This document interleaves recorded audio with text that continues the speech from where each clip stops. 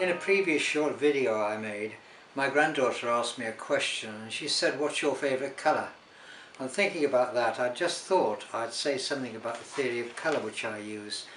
Over 100 years ago there was a development in colour theory which was led by the Impressionists and the Post-Impressionists, and they tried to use what was called at that time and since the light palette. That's the palette that I use here.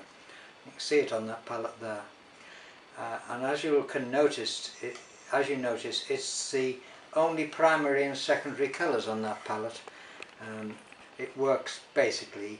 The warm colours are on this side, from white down to this corner here, and the cooler colours are that side.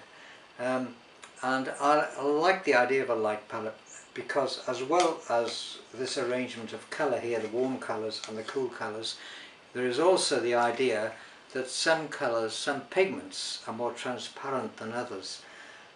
And if you look at the pigments on this palette, you can see there's a lemon yellow and a cadmium yellow. Now the lemon is more transparent. There's cadmium red and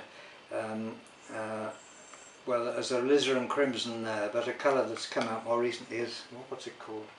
Anyway, a more transparent red has just come out, which I use there.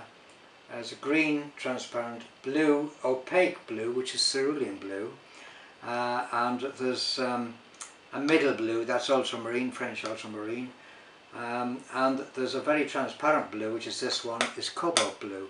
Now the idea of differentiating between transparent and opaque, I use that idea very much in my painting, so that when I do a landscape like this, the colours in the distance, I always use the transparent pigments. Say for instance I mix a sky, I'll use cobalt blue, I'm trying to remember the name of this one, it's called, well, Rani blue, or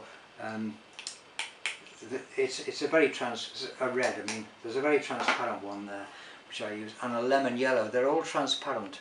As I come into the foreground, the more opaque colours are used, so those colours there, which are actually warm greys, are mixed with white, yellow, ultramarine, and sometimes a little bit of cerulean blue, and these are more opaque colours, and I think the difference in the opacity and transparency gives it extra depth, so this foreground looks more solid and the distance looks more distant and more transparent.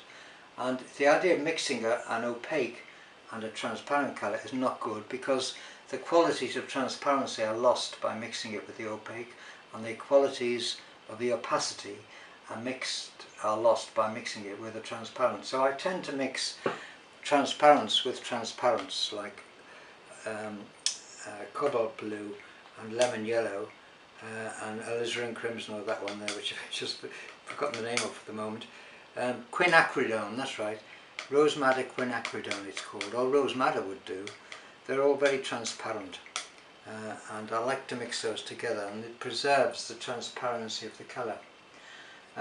I obviously use white throughout. White is actually, flake white particularly, is a very opaque colour, but still you've got to use white obviously to lighten and darken colours.